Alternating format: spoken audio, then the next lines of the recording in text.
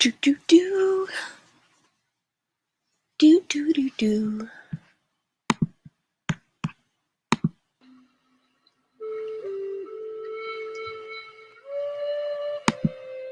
Give this a shot. Why not?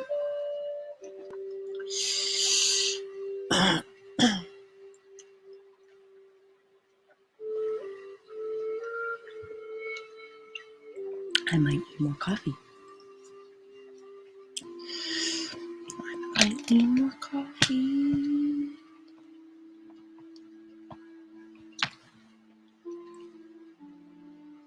Let's see how much I can get done today.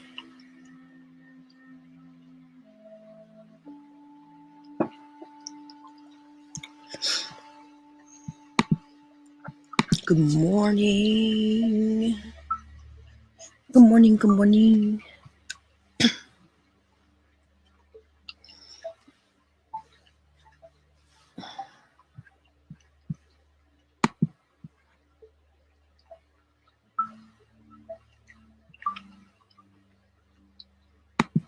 This is kind of weird meditation music. I think I'm going to go back to the stuff that I usually do.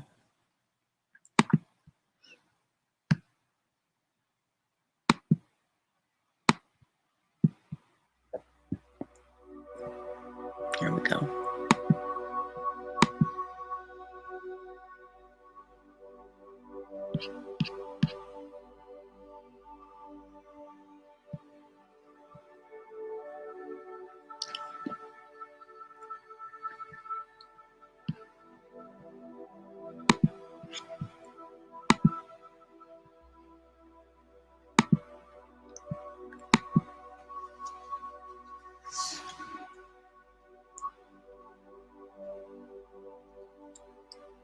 Oh, thank you, Jenny.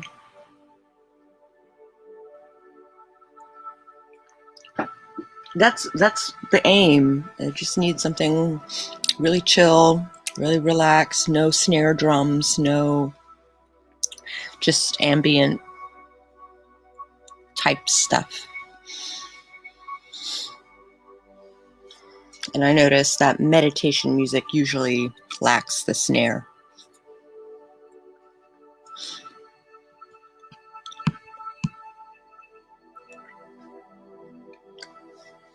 All right, one more minute.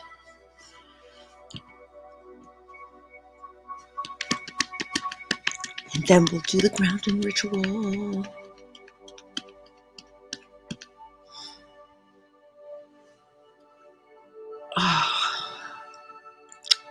So I did a lot of walking around Baltimore the other day, and I am feeling it today. My legs are trashed.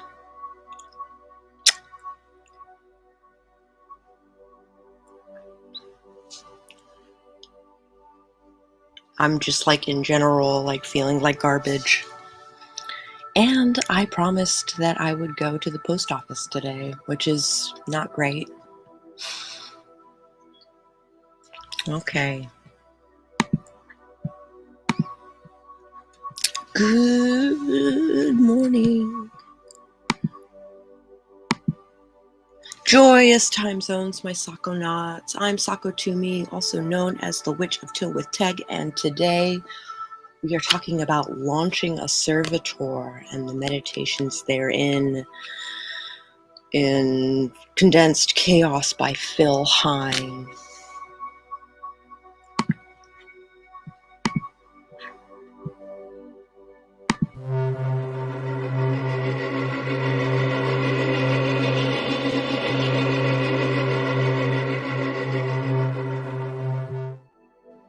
All right. I'd like to start this morning with a grounding ritual to start your day.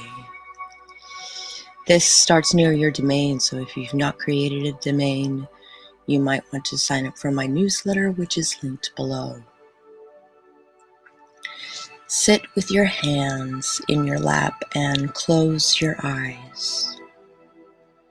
Take a deep breath in through your nose and hold it for a moment. And as you let it out completely through your mouth, let go of the tension from the night and the grogginess of the morning.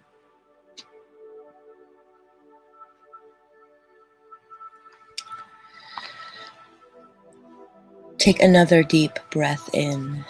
And as you breathe in, imagine you are breathing in pure love. As you breathe out, imagine you are breathing out forgiveness. Take a third deep breath in, and as you do so, imagine a light coming in at the top of your head.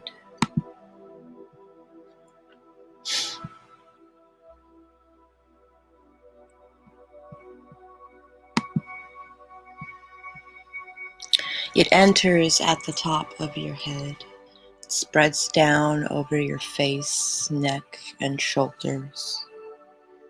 This cleansing light now expands along your back, down your legs, and out through your feet.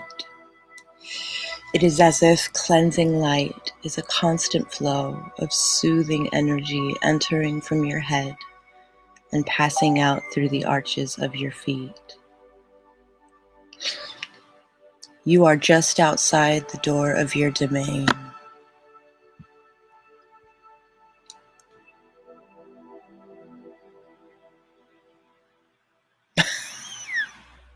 Great.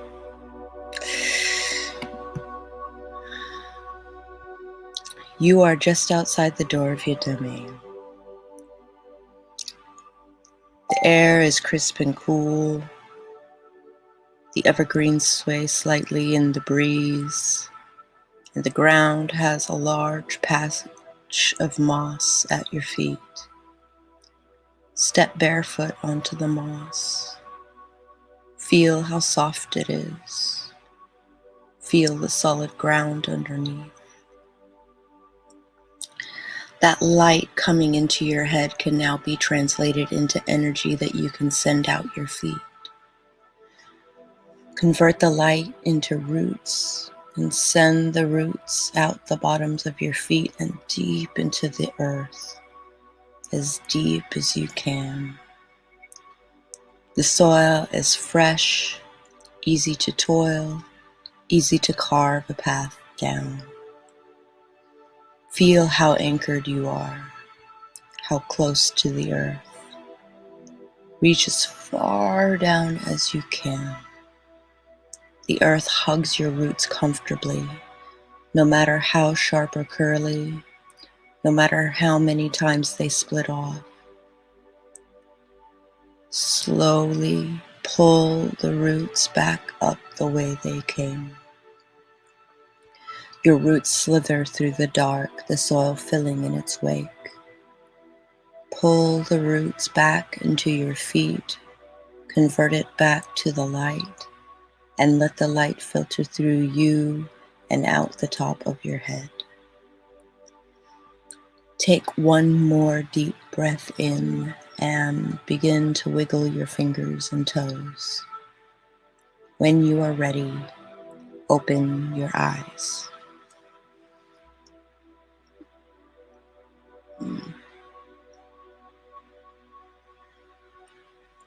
Welcome. If you're just joining us, we just did our morning grounding ritual.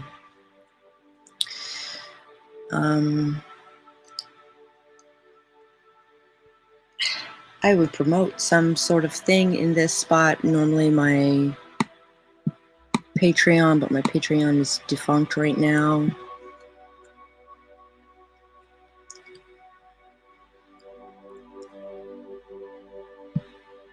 Until then, you can join me for coffee in the morning here on YouTube.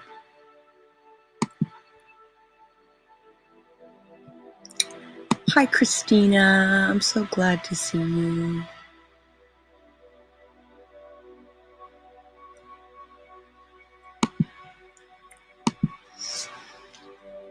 I don't think you guys would mind if I took my laptop into the kitchen and made some coffee, do you?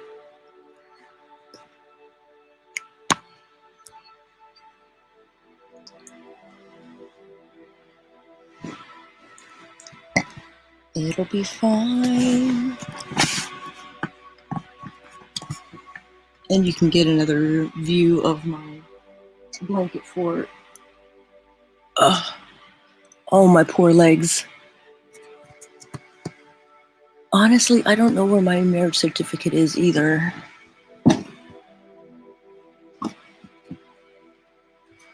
Oh, this thing. This thing. It's probably buried somewhere in the closet, but that's such a chore. Yeah, it is.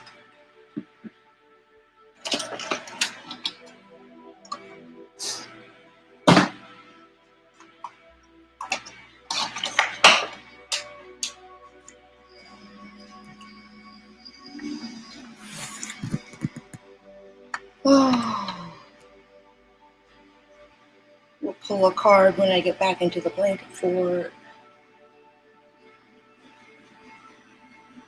And then we'll get into the meditations that Phil Hine has as examples for launching a Servitor.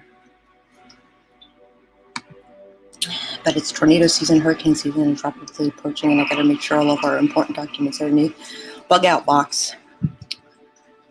That is wise. Hi, Alexis. So happy to see you this morning. Joyous time zone. Also, Spence. Jeez Louise. I missed you coming in.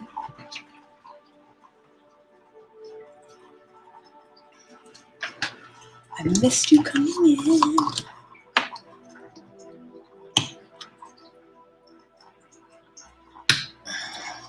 That was good.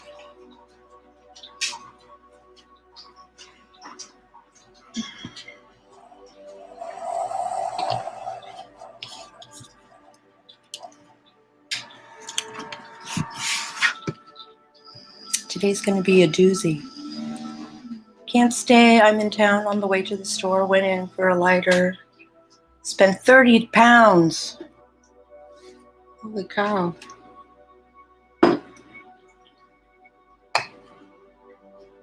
But got cute Mother's Day stuff for me and my wench mother. Who's your wench mother? What is a wench mother?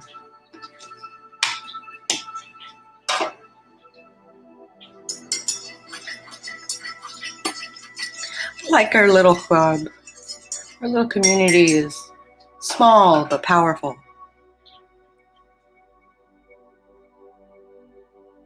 And also it's a doozy for Spence because it's a big kitchen day. I got you.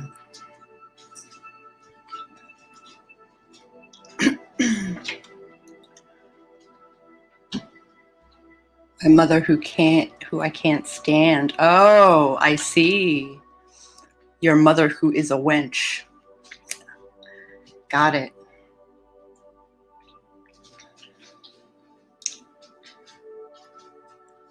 Oh man, my poor legs. See how I can not trip over cat stuff on the way in.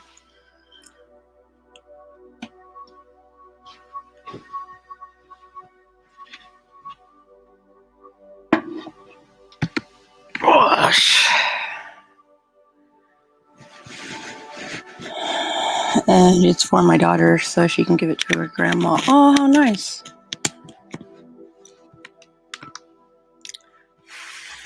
Making a cake for Mr. Spence's manager. Apparently her husband has never had a birthday cake before. I've had one birthday cake. It was a bourbon. No, it was a rum cake. And it was heavy on the rum. Almost beach day weather. Awesome.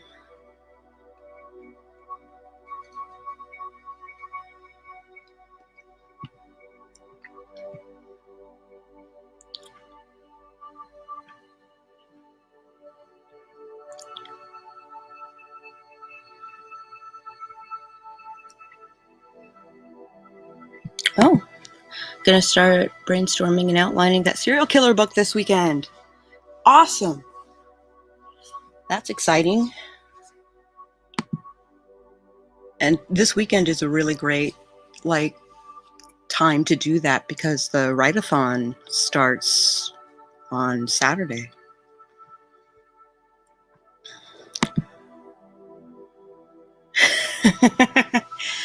I'm a May baby.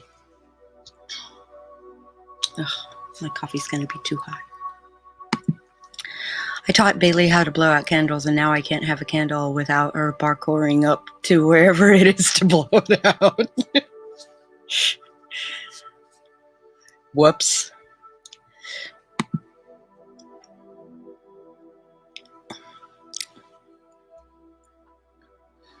Does it have to be a cop? They would have the jurisdiction to do the things, but it's more fun if they don't have the jurisdiction to do things.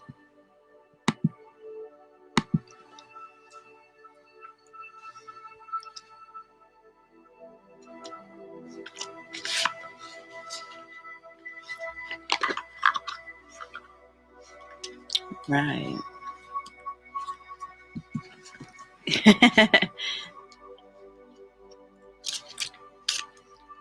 PIs usually used to be cops. Usually. And they still have jurisdiction.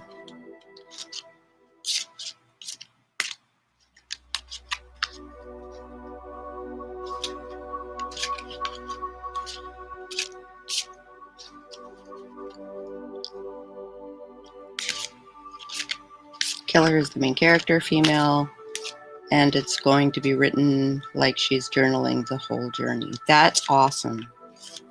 I'm looking forward to that. Can I beta it?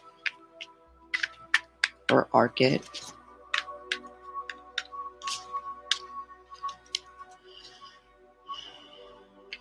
You have to write it first, yeah.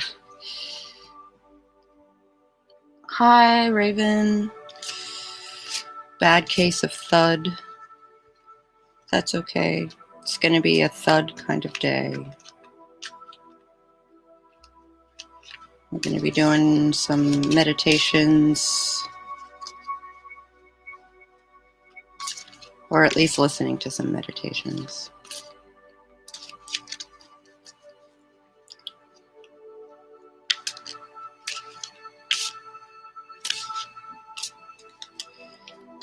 Yeah, we're all like, we want a beta!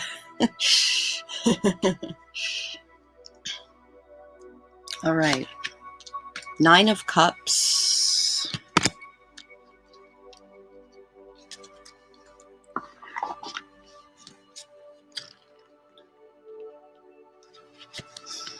Which is wonderful. I personally like overcast days where it's like drizzling. I did groceries, laundry, and forced myself to start the process for accepting a promotion I don't want. All before 10 a.m. I am very tired now. Well, hopefully this will be a chance for you to relax. All right. Your wish is my command. The 9 of Cups is referred to as the wish card in the tarot deck and is a surefire sign that your wishes will be granted soon. Graced with abundance, you are personally feeling yourself as you've reached a sense of completion with a major goal or project. Or, you are ready to partake, to set out on the road, right? There's a balance between all areas of your life: health, wealth, love, relationships, as your ideal lifestyle blossoms into fruition. Your heart's desires have been attended to, reaching deep emotional satisfaction and fulfillment. Count your blessings and all the good things that life has to offer by living life to the fullest. Gratitude is the attitude, my friend. Indulge in life's sweet fruits and treat yourself. It's important to enjoy the journey, making the destination so much sweeter.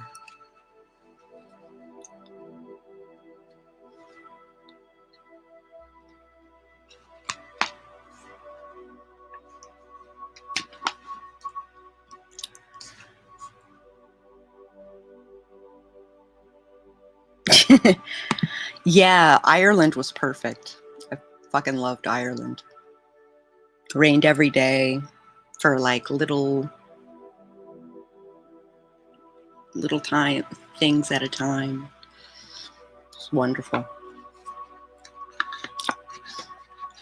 Light enough that I could walk in it without getting like super drenched, and usually there was just enough space between showers to make it to the next pub. It was wonderful.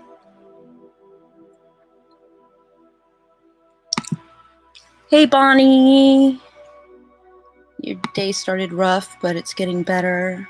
I hope this is a good time for you. Now she's trying to figure out how the lighter works to light the candle. Can I just put her in a bubble for a while, or is that like super mommy no? Please put her in a bubble.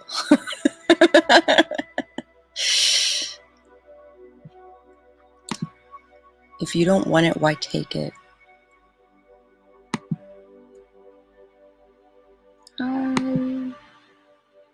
Mostly because all the guidance I received from friends, mentors, and even spiritual influences said it was the best thing for me. Oh, it was not the best thing for you?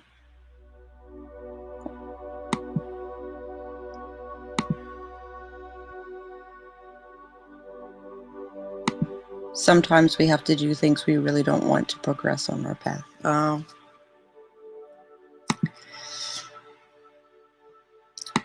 Today's card was pretty lighthearted. A rare occurrence, it seems. Yeah, I know, right? Be sure you're doing it because you think it will help, not because everyone says you should. Hi, Jace. Glad you could make it. Good morning. Looking forward to our game today. Maybe her room with a baby gate for a while. Honestly, considering it, maybe we'll go play outside instead. Yeah. Jace, my platonic stud muffin. Good morning, Jace.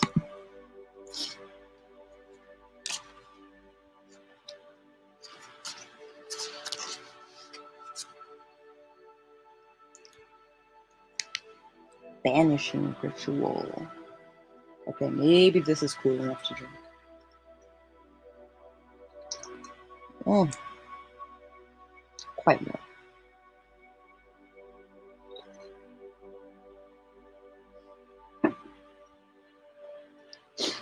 Begin facing east and stand with your arms by your sides, head tilted slightly upwards, breathing slowly and deeply. Clear your mind of thoughts. Inhale and reach upwards with your right hand, visualizing a point of light just beyond your fingertips. Bring your hand slowly down the center line of your body to point between your feet. Exhale and visualize a beam of white light passing down your body from above your head to below your feet. Inhale and stretch out your arms so that they form a towel cross. Exhale and visualize a beam of white light running across your body from left to right. Inhale and fold your arms across your chest. Exhale, and as you do so, visualize a blaze, a blaze of light spreading across your body, expanding from the two axes previously formed. Breathe in and out deeply, feeling yourself to be charged with energy. This completes the first stage of the banishing and is generally known as the cross of light. Next, inhale and trace a pentagram in the air before you, beginning at the apex, drawing down to the lower left-hand point, then across to the right, across to the left, down to the lower right, and back to the apex. Exhale, vibrating to the letters E-A-O. Visualizing the pentagram glowing brightly with the white light. Repeat this for the south, west, and north cardinal points. Then raise your arms and declare the litany. About me flare 5 pointed stars, above my head the infinite stars. Every man and woman is a star, behold a circle of stars.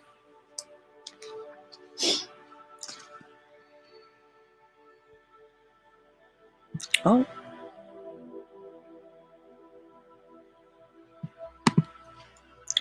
Play outside and then put her in her room. Get the sillies out and let her relax for a bit, yeah. I have to stack baby Gates. She's a climber. Arr. We were playing outside. Cat had a fiasco in the house.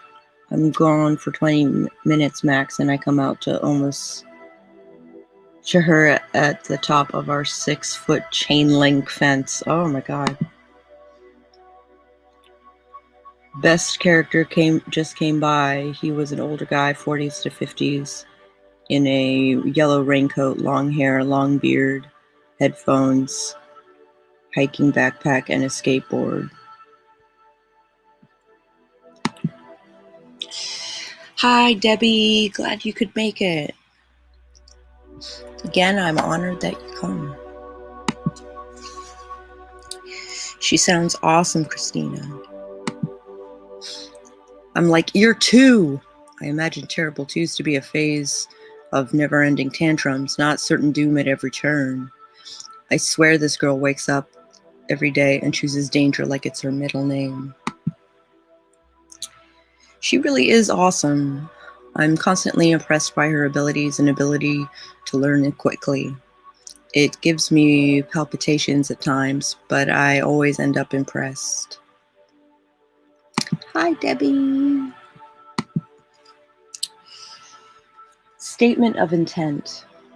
Now that you have centered yourself within the ritual space, you can make the statement of intent. For example, it is my will to evoke a servitor for whatever the mission is.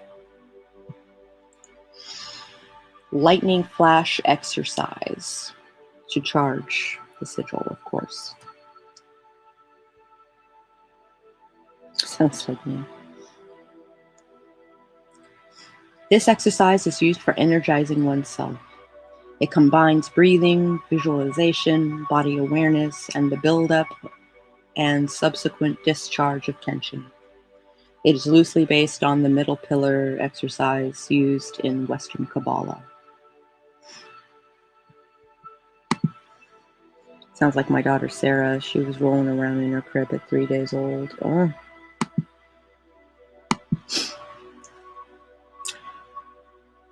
Stand, feet apart, arms reaching upwards, eyes closed, head tilted slightly upward. Visualize yourself as an oak tree, standing alone in a bleak and desolate landscape. It is night, and the stars are above you. Be aware of your breathing, deep and slow, that you stand firm, rooted in the earth, yet reaching for the sky. Around you, a storm begins to build. Let your breathing quicken. A wind whips up around you, beginning to shake your firmness. Electric tension grows, and you can feel a distant throbbing in the earth. Let these sensations build to a fever pitch. Your breathing becomes faster and shallower. Let yourself rock forward slightly on your feet so that you are straining upwards, but feeling yourself shake with growing tension. When you can stand this no more, there is a deafening crack, and a bolt of lightning shoots downwards from the heavens. It strikes you, causing you to shudder violently. You feel the tremendous energy of the lightning bolt course through you, passing through your roots and into the depths of the earth. From the deep earth, there comes an answering tremor of force. A pulse of energy surges upwards, flashing up your body and carrying your consciousness upwards into the sky until you become, for a brief moment, a star shining in infinite space. Bye, Allie. Let your arms come slowly down to the sides of your body. Bring your feet together and place the first 2 fingers of your right hand to your lips. Feel yourself to be calm yet supercharged with energy.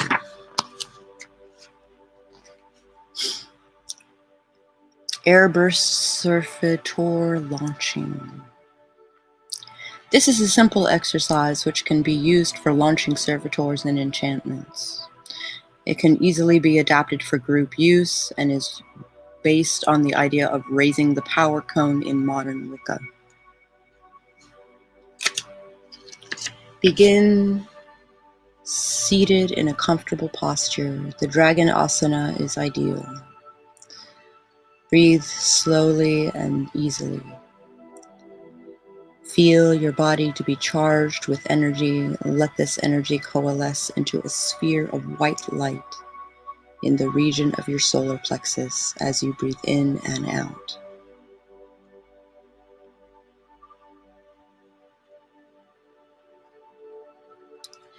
As you breathe, visualize a cord of light extruding from your solar plexus until it is at least 2 feet in front of you.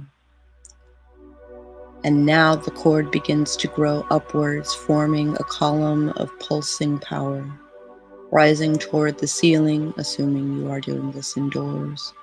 When you feel confident in your visualization, let the column of energy become freestanding so that it is no longer attached to you. This sphere is the raw mass from which you will form your servitor.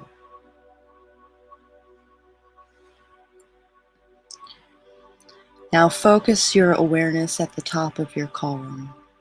It begins to bulge as you concentrate upon it, forming an enlarging sphere which, as it grows, draws the rest of the column upwards. Once the sphere is formed, you can begin to program the servitor by forming the sphere into a shape, if you have chosen one, or visualizing the servitor's instruction symbols merging into it.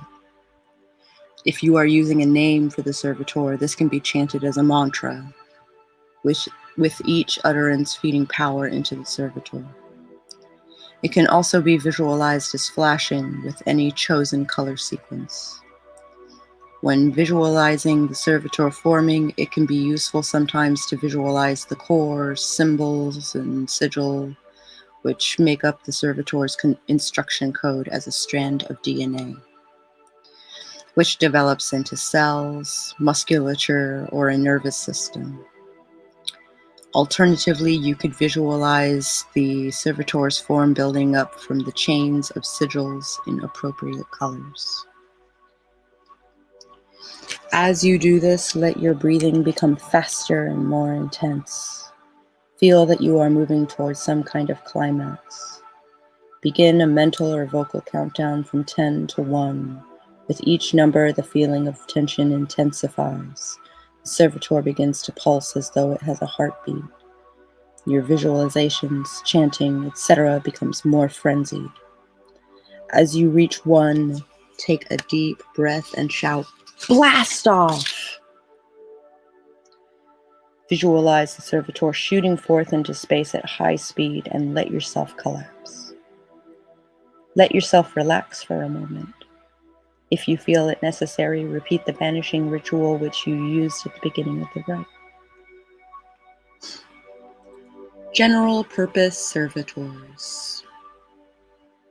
The example given earlier is that of a task-specific servitor. That is one specifically created to perform a task relating to one particular individual. However, a servitor could be created which had a great provenance of healing, which was not targeted at one person. There are a number of advantages to using more generalized servitors. Firstly, they can be regarded as expert systems which learn from being given a task to execute. As if more healing tasks you give a servitor, the better it seems to become at healing. Like my Ivy, right? My help me with my chores servitor. Secondly, continued use of the servitor with successful results builds up confidence in its activity on the part of those who use it.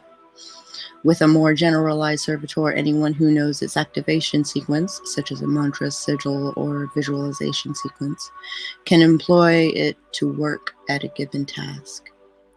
One example of this form of servitor is the entity I Can Do.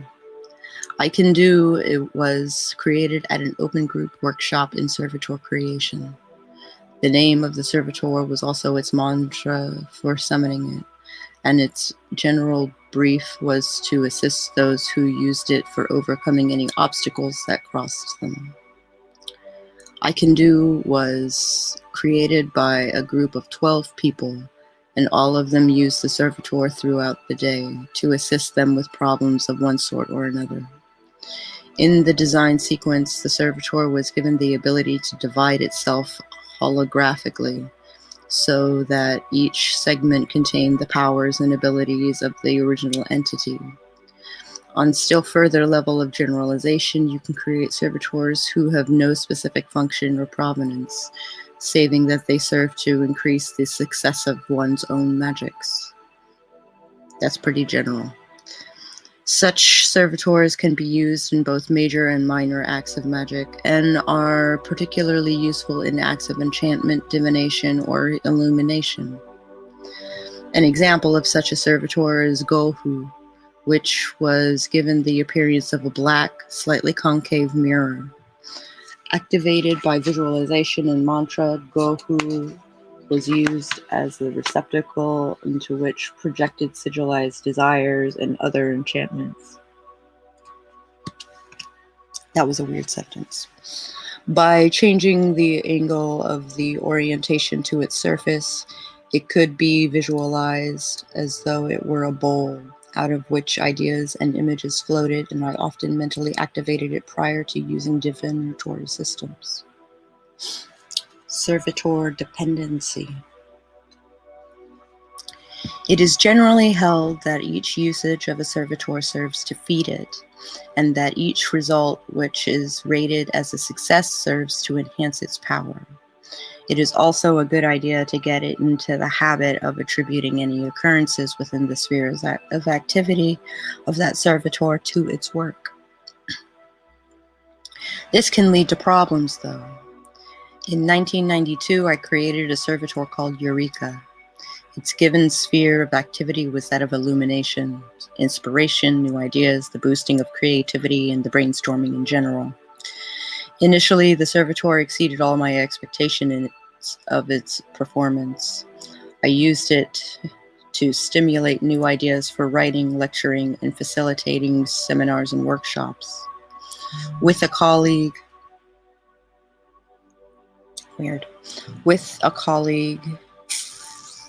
it became a focus for brainstorming, acting as a third mind arising from conversation. Each time we made a creative leap or an idea formed became something workable in practice, the power of the servitor was boosted. In 1993, the activity of Eureka was linked with the Neptune-Uranus conjunction, with the result that on April 22nd, as Neptune and Uranus began to retrograde, Eureka went offline. The immediate result of this was I suddenly found it much harder to get into the flow of creative thinking. It seemed that Eureka had become such a dominant element in the dynamics of my own creative process that once it was removed, I found it much harder to get into the appropriate frame of mind. I had become dependent upon the servitor. Eventually, the servitor was recalled and disassembled in such a way that a splinter of its original power survived as a focus for my illumination. After having been made wiser by this experience, I only occasionally use this fragment of the servitor as a focus for creativity.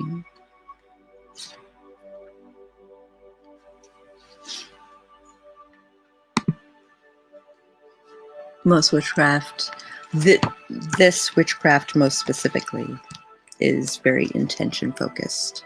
Yes. And the intention has to be clear. So the SWOT system, like to figure out the strengths and weaknesses, the pros and cons of your intention, is pretty helpful.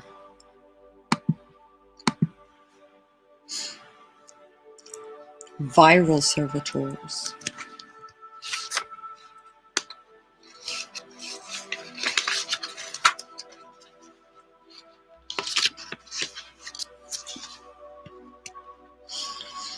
It is possible to instruct servitors to replicate or reproduce themselves. Approaches to this includes instructing the servitor to replicate itself as a form of cell division, following cybernetic or viral parameters, or to create a servitor which gives birth according to particular parameters such as time units, astrological transits, or when the target of the servitor carries out a particular behavior. An early test of this concept was that of a servitor dispatched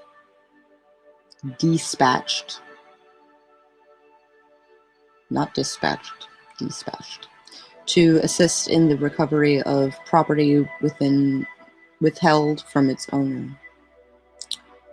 Once a set deadline had been passed, the servitor began to generate a field of confusion, lost keys, electrical blowouts, and other minor but annoying problems. After a second deadline, the servitor replicated itself so that the confusion field intensified. As soon as the recipient of the servitor returned the property, the servitors ceased to function. Evidence of the servitor's actions, the intensification of minor problems into strange poltergeist-type phenomenon, was gathered by talking to associates of the target. Viral servitors are particularly appropriate for long-term enchantments, such as increasing the probability of one's magic being successful, or in healing or general protection workings. KO mines, which I made particular note of, which I kind of want to, work with.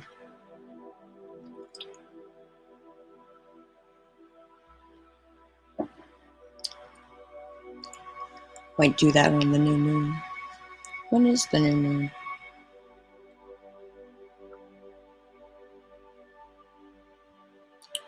Oh, it is the new moon currently, so maybe I'll do that tonight. KO mines are not, strictly speaking, servitors, but are formed using the same techniques. They can be considered as localized etheric storage and transmission units for chaos energy. They are generally visualized as spheroids with 8 arrows or antennae radiating from them, which flash randomly with all possible colors. KO mines are created to manipulate probability in the favor of fortuitous occurrences, bizarre synchronicities, and the generally weird and wonderful. They are usually created at places which are habitually used for magical activity, at which generally have an association of good vibes and pleasant happenings. And so I am considering, since the chaos intention that my chaos group and I put forth, I think a KO mine would have been a wonderful addition to that. However, I think what were to happen if it were to blow. Servitor programming linkage. The use of servitors within a quasi-cybernetics paradigm was originally only semi-serious, as I wrote a brief user guide to working with servitors in the style of a computer manual. Over time, however, approaching the servitors from the perspective of information technology did generate some interesting ideas for developing their use. One of these ideas is the analogy already made between the sigilized statement of intent, which is the core of the servitor, its raised trait, if you like. I don't know what a raison d'etre is. If you like, and computer code, the instructions which it carries out. This analogy has been developed in two ways. The first was to develop the code into sigil circuits, an example of which is given below. Here are the servitor's basic instructions. Right? Like network management, right? It's pretty much the same thing. Hi, RK. Glad you could make it. You missed like some really wacky stuff.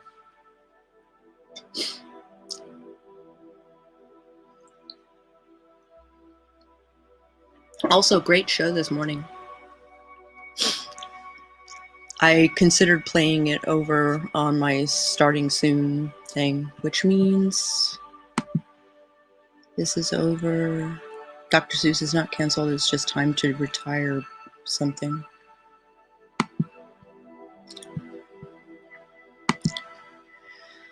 Great to see you, RK.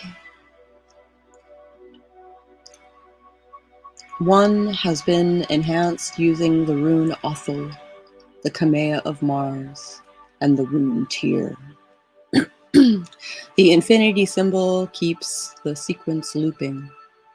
The mixing of symbols from different systems does not seem to make any difference. You use the symbols that you find appropriate, and obviously the option there is to create your own sigil circuit elements.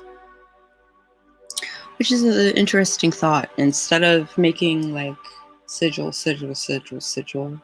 like it would be like sigil, and then infinity sign, and then whatever planetary stuff and whatever runes to put on top of it and all of that jazz to kind of like bolster your ritual or your rite, what I call a rite, yeah.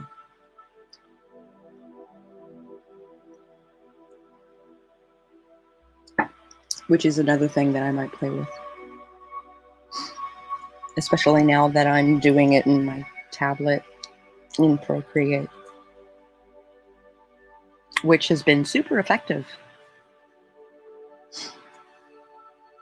Though it recommends that you keep a copy of your sigils, and I'm like, I kind of want to get rid of them in the hope that I keep some of them. I keep a copy of some of them, but most of the time I just destroy them outright. Another development related to the above was to look at servitor action and later enchantment in general in terms of flowcharts.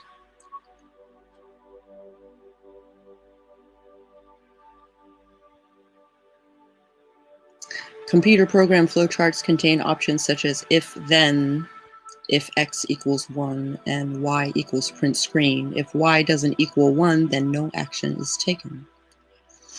A servitor can be given an if-then option. For example, if a particular condition is fulfilled, the servitor becomes active. Cool idea, right? Developing this idea led to the creation of extremely detailed flowcharts, controller servitors commanding subroutines and subprograms formed from servitors given specific tasks within an overall program.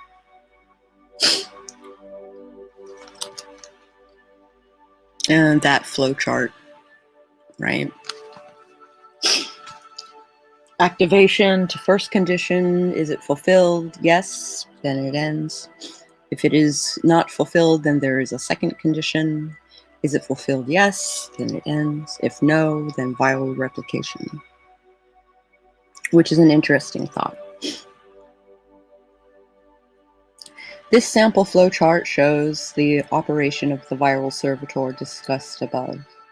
This idea in itself gives rise to some basic considerations of how we approach sorcery operations in general.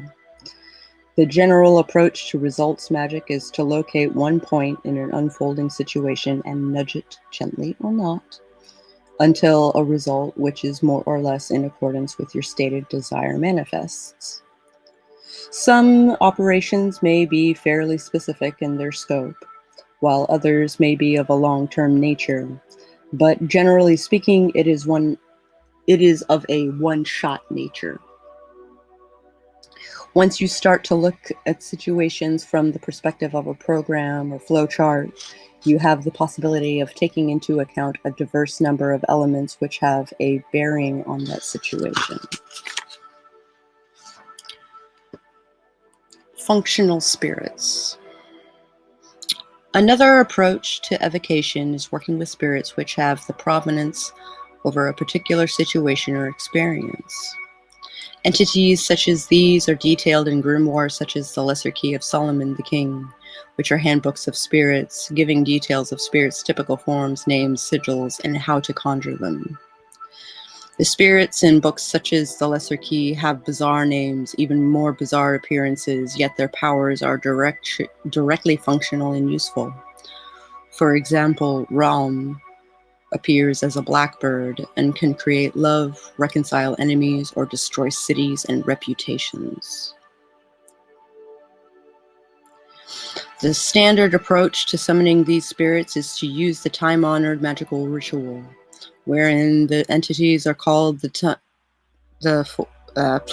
wherein the entities are called forth into a triangle and ceremonially bound to the magician's will. However, there is also another possibility, which is simply that of summoning a spirit when you find yourself in an appropriate situation.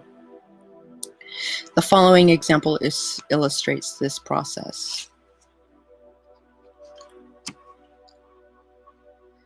All of us at one time or another suffer from being stuck in traffic. From freeway jams to slow-moving queues of people.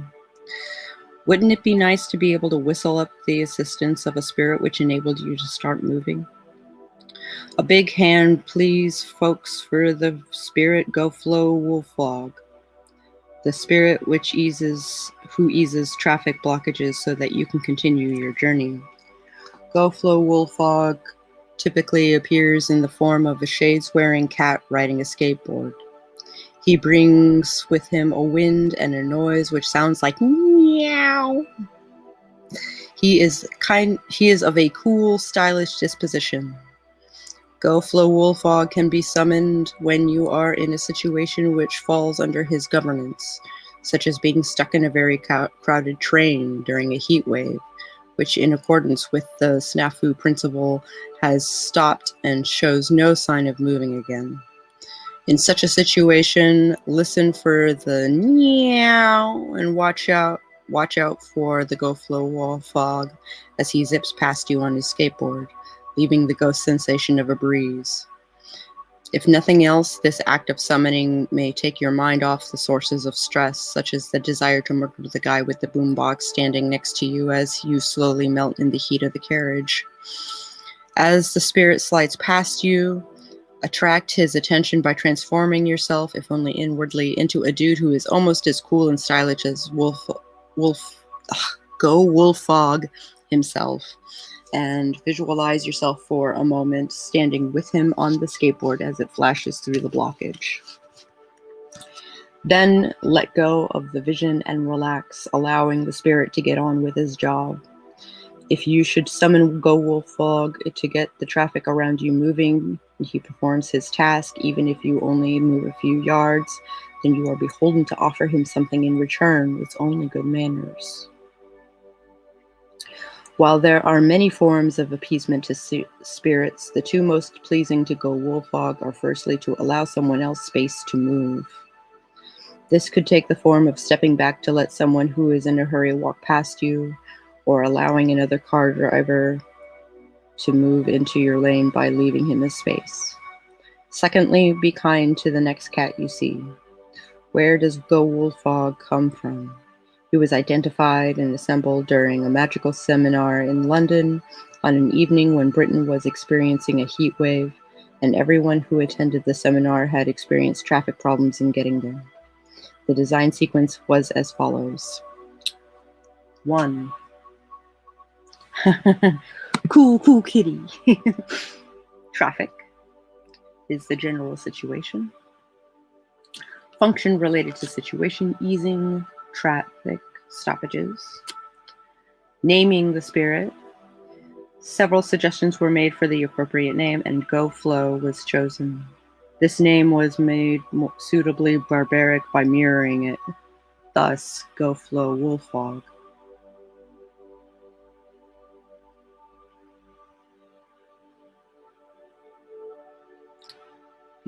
Yeah, okay.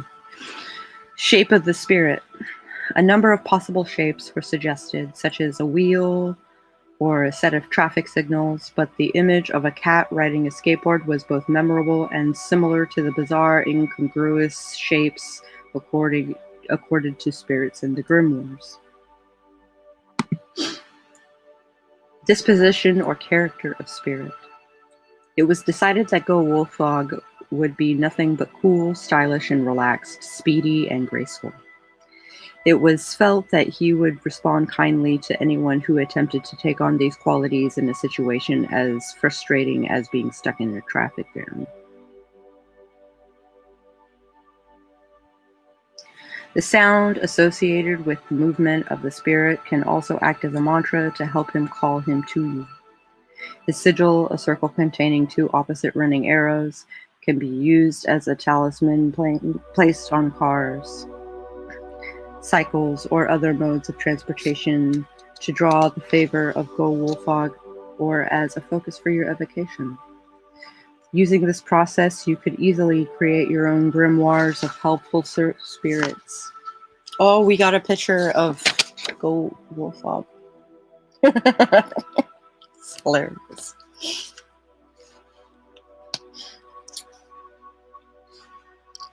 It can be interesting and fun to do this with a group of friends, so that not only are the spirits assembled by many people, they are also used in different ways.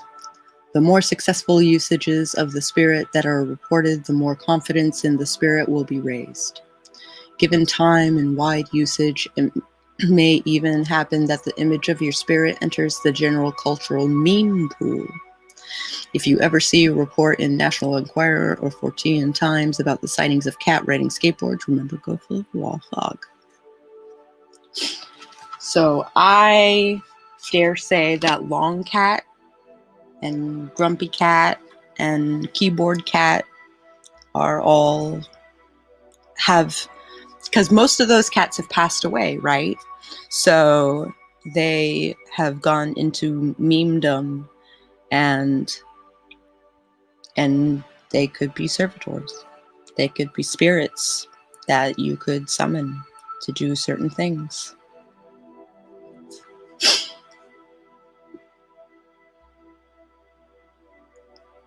This is a hell of a chapter, isn't it? Servitors aren't for everybody, but remember to hydrate, check your posture, and kick ass and chew bubblegum. As it turns out, we are all out of bubblegum. Yow! Oh, wow, wow, wow, wow. Because I don't have Nightbot here to do Christina duty. Which I should fix, maybe?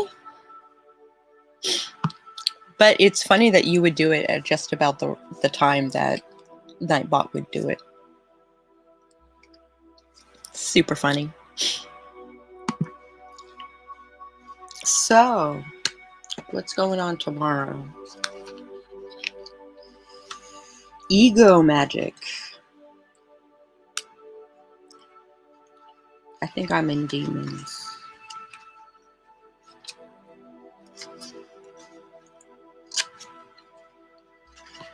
and how to bind demons with Ganesh.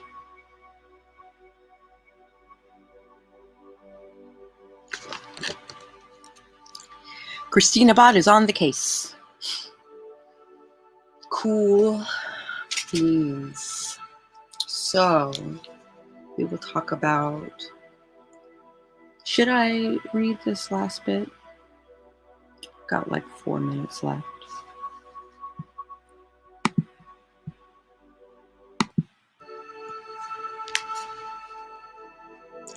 One of the consequences of this approach to working with spirits is that it is easy to adopt a belief that spirits are everywhere.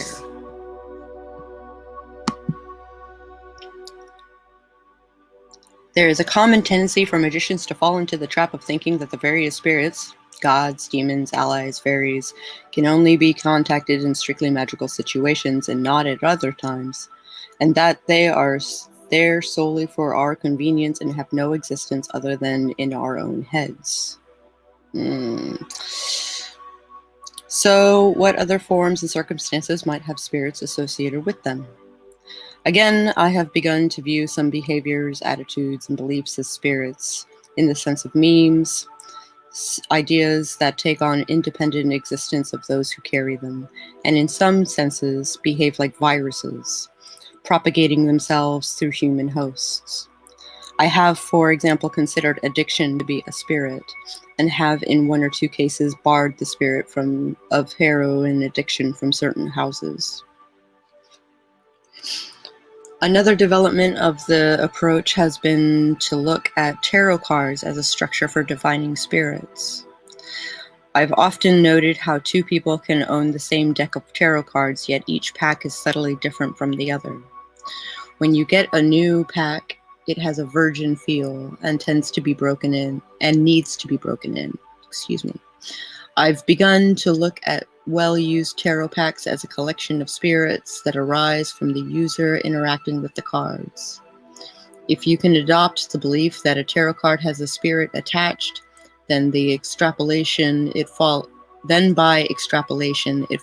that all copies of that card in existence have some kind of spirit attached to them, and you can summon these spirits using your card. Another point, we have been magically conditioned into thinking spirits in terms of 4 classical elements: fire, water, earth, and air. But what of the new elements? Petrol, electricity, nuclear power. What spirits arise from these processes, and can we interact with them? That is for you to decide. So all the cybernetic jargon I began this chapter with has led back to the classical pantheist model of spirits. They are everywhere, and they are independent of us, yet they arise like the taste of sweetness from an apple, from our experience of the world, consciously or unconsciously. We may, to some extent, give them form and force by deciding that they are there. Not often, but often, once we have done so, they stay there. Not so much in some murky astral realm, but as part of the vast field of information through which we move. Tomorrow we will start talking about ego magic.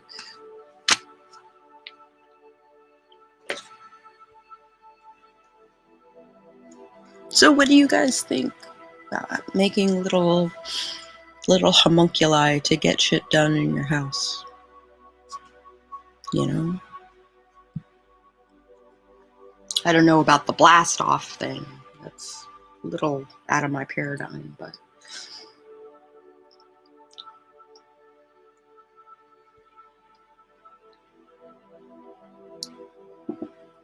the closest thing to the lightning strike I can get is by orgasm. I don't really believe in hyperventilation.